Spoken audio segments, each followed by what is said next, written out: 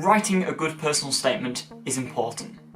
It is often your best chance to show an admissions tutor what makes you an interesting student and why you deserve a place on that course. But what makes a great personal statement? My name is Sam, and this is Oxcentric.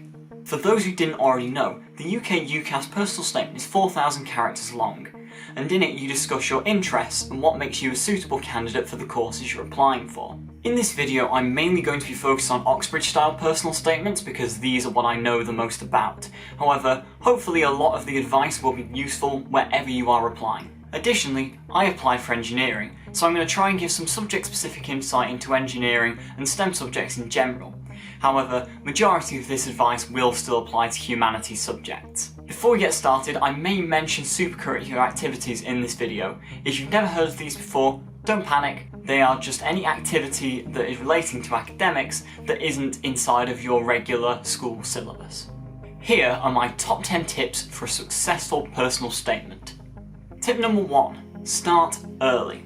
Some students, looking at you STEM students, looking at you specifically engineers who don't seem to think their personal statement matters, neglect to spend enough time on their personal statements, viewing it as less important than other elements of the application. I personally disagree.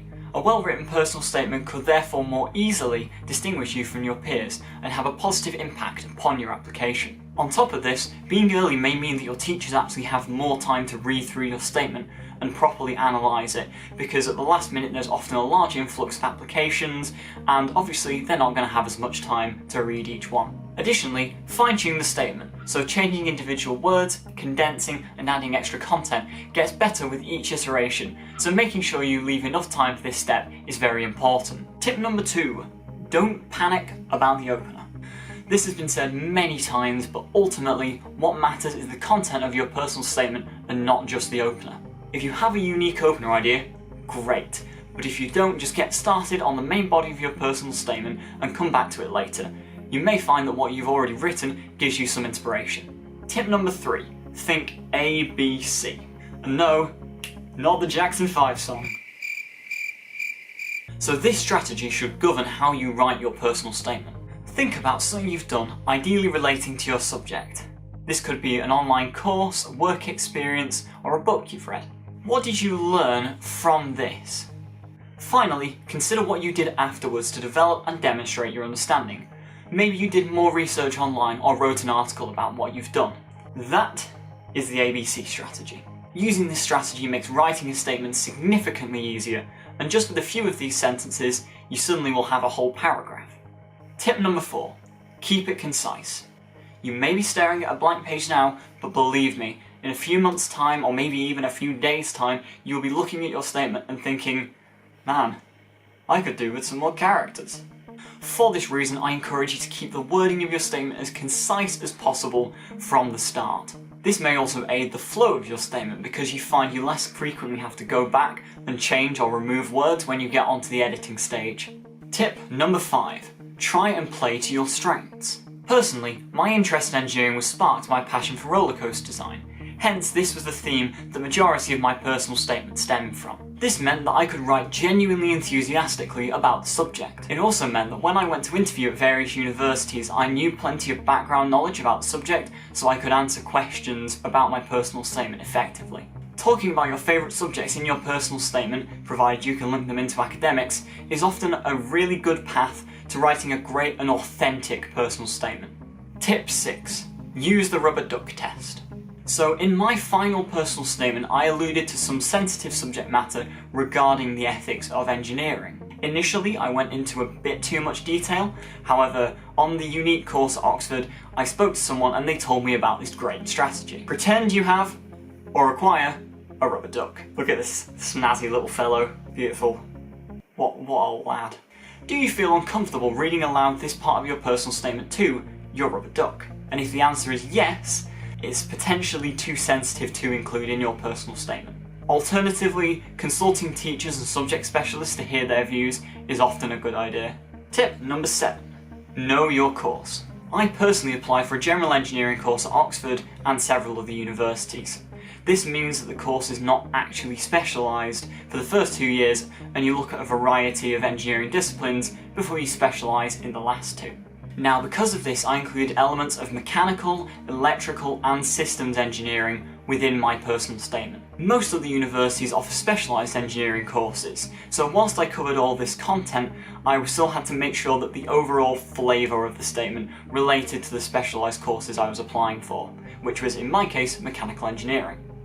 Ultimately, regardless of what subject you apply for, demonstrating a breadth of interest in your application will be beneficial. Feel free to explore the niches that interest you in more depth, but overall an admissions tutor will probably want to see someone who will thrive on the course as a whole instead of just enjoy one specific element. Tip number 8. Avoid stating facts.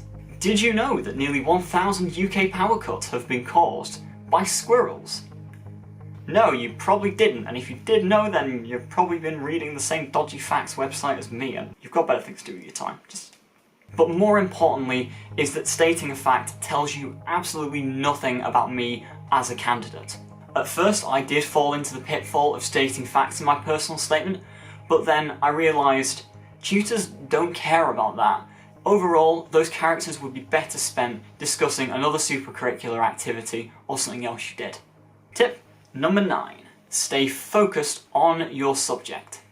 Don't get me wrong here, extracurricular activities such as playing an instrument or doing a sport are really important to include in your personal statement. For a lot of universities, they take interest in these because they show that you're a well-rounded student. However, if you happen to be an Oxbridge candidate, then your extracurricular activities are best mentioned at the end of your personal statement and just for a sentence or two. Regardless of where you're applying, when discussing extracurricular activities, it's best to talk about transferable and soft skills, so these are things like leadership and teamwork. Additionally, if you have extracurriculars that link into your subject, that's brilliant, and definitely mention those fairly prominently. And our final tip, tip number 10, don't plagiarise or lie.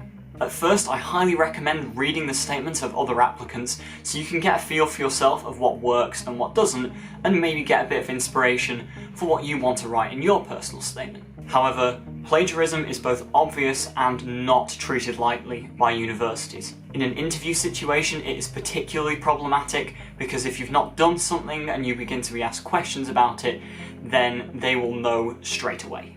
You can troll the internet to find horror stories. The worst I've heard was someone who went in for an Oxford interview and claimed they'd read a book when the person who was interviewing them was actually the author of that book. Pretty grim stuff. However, if you haven't plagiarised, then you've got absolutely nothing to worry about. That concludes my tips for writing a great personal statement. In the comments, I'm going to pin an example of what I mean by the ABC sentence style, just to help you guys get a better idea of what I mean by this. These tips and examples are based on how I approach writing my engineering personal statement, and hopefully they may help guide how you approach yours. Ultimately, a personal statement is, well, personal, and it should be unique to you. As long as you are compelling, you can write more or less anything. If you found this video useful, please like and subscribe for more content.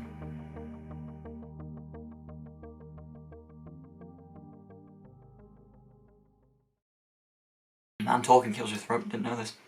Shooketh and stirred.